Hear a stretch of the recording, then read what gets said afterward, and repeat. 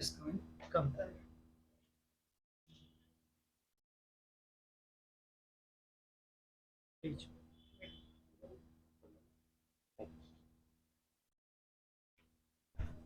Introduce yourself.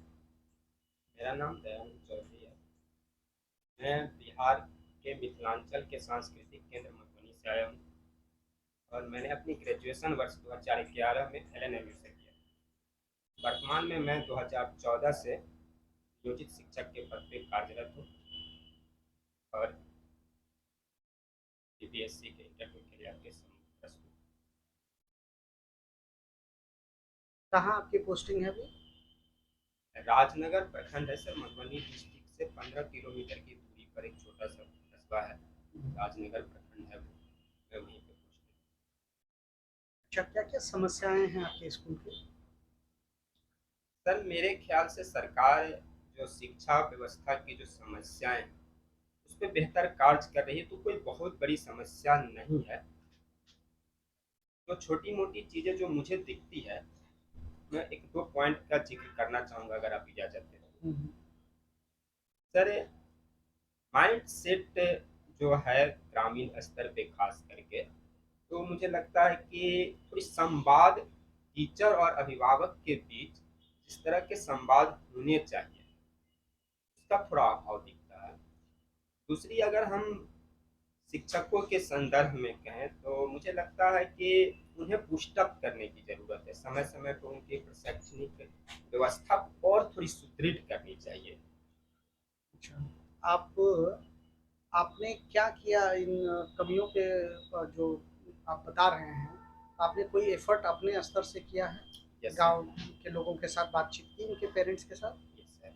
और उससे क्या फ़ायदा आपको मिला? सर जब 2014 में मैं वहाँ योगदान किया था तो वहाँ पे इनरोल्ड बच्चे बहुत कम थे और वो आम तौर पे पिछड़े वर्ग के समुदाय से संबंधित विद्यालय है।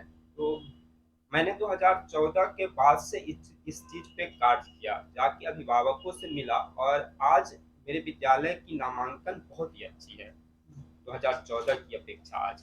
तो हम देखें कि इसमें तेजी से सुधार आया है। गार्जियन को थोड़ा विश्वास में लेना पड़ता है कि सरकारी संस्थान बेहतर कर रही है, सरकार की योजनाएं उनके लिए अच्छी है और अच्छा शिक्षा वहाँ पे मिल रहा है। अगर हम प्रतिबद्धता और कर्तव्य निष्ठा के साथ विश्वास में लेते हैं तो मेरे ख्याल से वो हमारी बातों को सुनते हैं। आप लास्ट लिखते हैं कि सामाजिक विषय पे लेखन, आपने रिसेंटली किस विषय पे लिखा है? सर रिसेंटली हमने इस बीच में मैरिटल रेप पे लिखा है, 2-3 दिन पहले चूंकि ये डिसीजन आई थी तो हमने इस चीज़ पर लिखा है अपना एक आर्टिकल। अच्छा, जो लिखा है उसके बारे में 3-4 सेंटेंसेस हमें सुनाइए। मैरिटल रेप एक ऐसी विषय है, एक ऐसी विवादास्पद सामाजिक पारिवारिक मुद्दा है जिस पे मेरे ख्याल से अब विमर्श की जरूरत है। अगर हम महिला के दृष्टिकोण से देखें तो आर्टिकल 14 जो है समानता का जो अधिकार है उसका ये वायलेंस करता है। इसके अलावा आर्टिकल 15 जो लैंगिक समानता को कहीं ना कहीं स्थापित करता है, तो मेरे ख्याल से ये उसके भी अगेंस्ट है। और सबसे बड़ी बात जो आर्टिकल 21 है जो गरिमापूर्ण जीवन की हमें सुविधा देता है, ये महिलाओं के गरिमा के खिलाफ है। तो इस दिशा में अब आगे बढ़नी चाहिए। हालांकि हमारा सामाजिक परिवेश या हमारी पारिवारिक सामाजिक पृष्ठभूमि इतना उदार या उदात्त नहीं है जो इसे क्रिमिनलाइज करने को अभी एक्सेप्ट करने की स्थिति में है, लेकिन फिर भी इस दिशा में आगे पहल करनी चाहिए। ये नारी के गरिमा के खिलाफ। आप मधुबनी से हैं, वहाँ के सामाजिक इश्यूज 3 मुझे बताइए। मधुबनी जिले की अगर हम सामाजिक के इशू की बात करें तो महिला जो साक्षरता दर है वो काफ़ी कम है अभी भी, तो ये एक बहुत बड़ा इशू है। दूसरी, मधुबनी जिले में जो चूँकि जनसंख्या घनत्व तो बहुत ज़्यादा है, डेंसिटी बहुत ज़्यादा, और वहाँ पे कोई इंफ्रास्ट्रक्चर नहीं है, तो बेरोजगारी बहुत बड़ी संकट है मधुबनी जिले की। और तीसरी जो कृषि पैदावार है, बिल्कुल पारंपरिक कृषि अभी तक होती है जिसके कारण कृषि उपज उतनी बेहतर नहीं हो पा रही है। कितना है female literacy rate Madhubani district का? एक पूरेट नहीं है, लेकिन मैं आपको 26 पॉइंट समथिंग है मैम। मधुबनी की जो लिटरेसी है 2000 मतलब 11 की जनगणना जो हुई थी उसके और पर कैपिटा इनकम कितना है? 22,000 समथिंग है मैम। क्या आप श्योर है? हाँ श्योर हूँ, 22,000 समथिंग है, मतलब ये एक्यूरेट नहीं बता रहा हूँ लेकिन 22,000 के पास। आपने कहा कि इंफ्रास्ट्रक्चर इशू है, क्या चीजों को आप इंफ्रास्ट्रक्चर मानते हैं? जैसे हम देखते हैं कि मधुबनी जिले में मखाना जो कि भारत भर में वो बहुत ही प्रचलित है, तो उस तरह के उद्योग नहीं है मखाना को लेकर। या जैसे मछली उत्पादन में मधुबनी जिला बिहार का नंबर 1 जिला है सर, लेकिन इसको एक उद्योग के रूप में इंडस्ट्रियलाइजेशन नहीं है, एग्रो इंडस्ट्रियलाइजेशन। यस आपका सर्विस प्रेफरेंस क्या है? ग्रामीण विकास पदाधिकारी मेरी नंबर 1 पे ये चॉइस है। सर लेवल 9 का पोस्ट क्यों नहीं रखा? लेवल 9 का पोस्ट बढ़िया होता है, अपने लेवल 7 सर- रखा है डायरेक्ट, क्या सर मजा है? एक्चुअली मैं सामाजिक सोशोलॉजी का एक छात्र भी रहा हूँ और वर्ष 2001 से मैं टीचिंग के प्रोफेशन में हूँ। पहले मैं प्राइवेट ट्यूशन पढ़ाता था और गाँव में लगातार रहा हूँ, तो मुझे लगता है कि गाँव से मेरी जो कनेक्ट है वो नेचुरली है। बिहार प्रशासनिक सेवा में रहते हुए ज्यादा बेहतर कर सकते थे आप।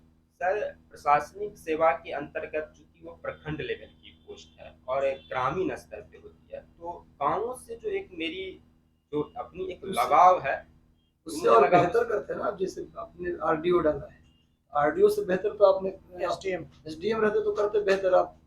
सर जैसा कि 66वीं में एसडीएम का पोस्ट नहीं है।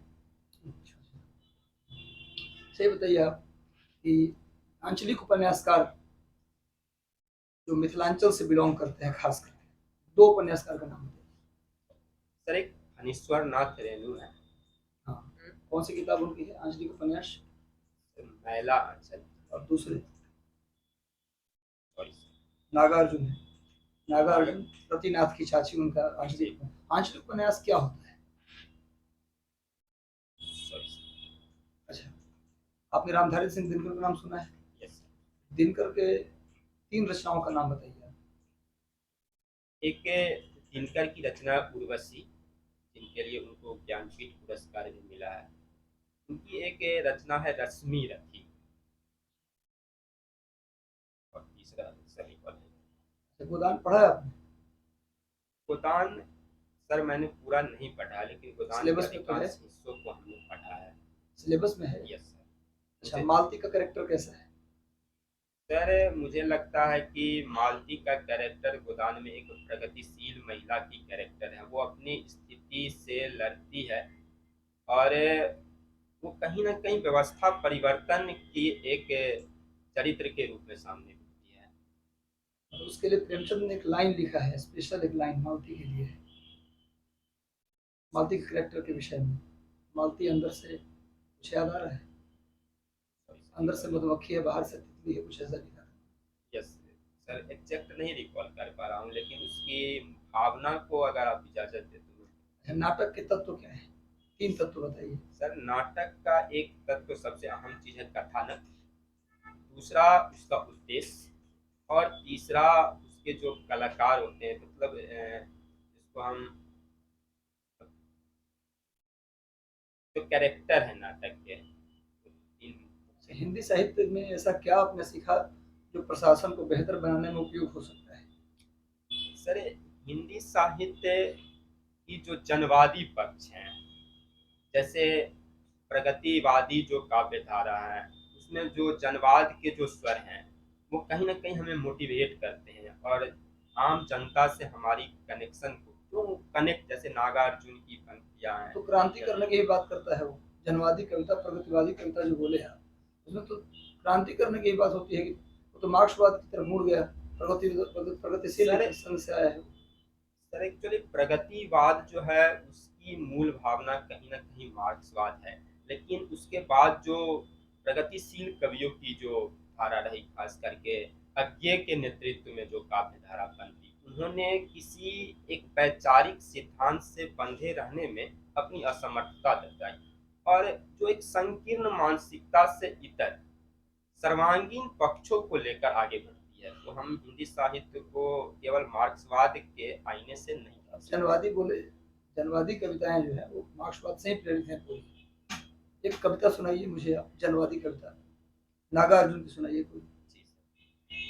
नागार्जुन ने तत्कालीन शिक्षा व्यवस्था पर आघात तीन कविता से तीन पंक्ति बताइए उनकी कोई कविता।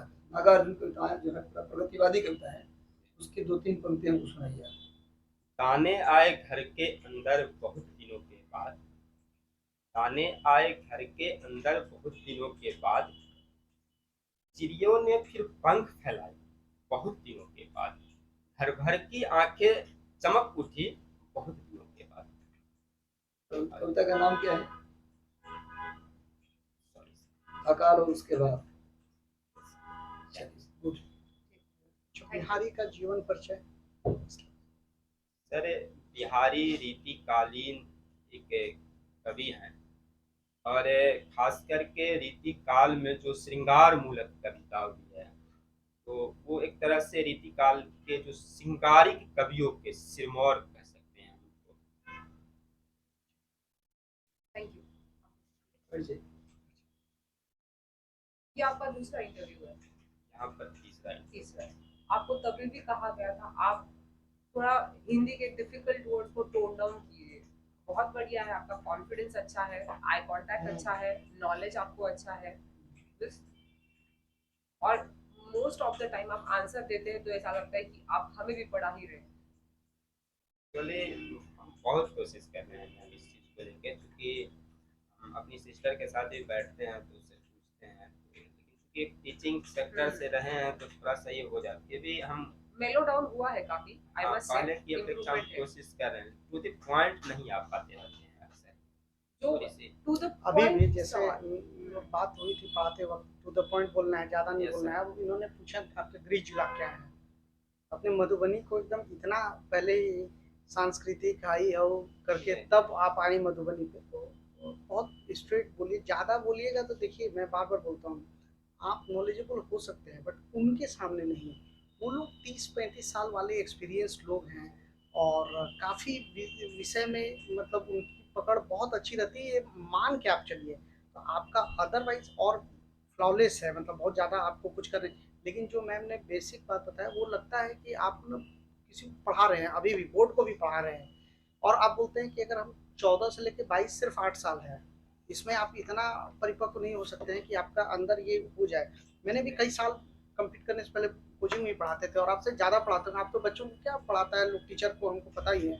हम लोग तो प्रोफेशनल थे चूँकि, और सुबह से लेकर शाम तक नॉन स्टॉप पढ़ाते थे कोचिंग में, वो भी दिल्ली और बेंगलोर में, तो समझ लो बहुत टॉप का मेहनत करते थे। तो लेकिन कभी वो एटीट्यूड नहीं आया कि हम टीचर उसको भी बोर्ड को भी पढ़ाएं, वो वाली सर ये एटीट्यूड सर वस्तुतः हम जो अपना स्व मूल्यांकन करते हैं तो हमको ये नहीं दिखता, लेकिन थोड़ी सी हम इस आदत से निकल नहीं पा रहे। कीजिए कीजिए कीजिए, ठीक है। थोड़ा सा सीधा बैठिएगा, पीछे की ओर बैठिएगा। To comfortable. सीधा ऐसे नहीं, इस पे नहीं, ऐसे। बाकी सब ठीक है, कोई इम्प्रूवमेंट है लास्ट टाइम से, और 1-2 वर्क दीजिए, कोई दिक्कत पॉलिश हो जाए। Thank you.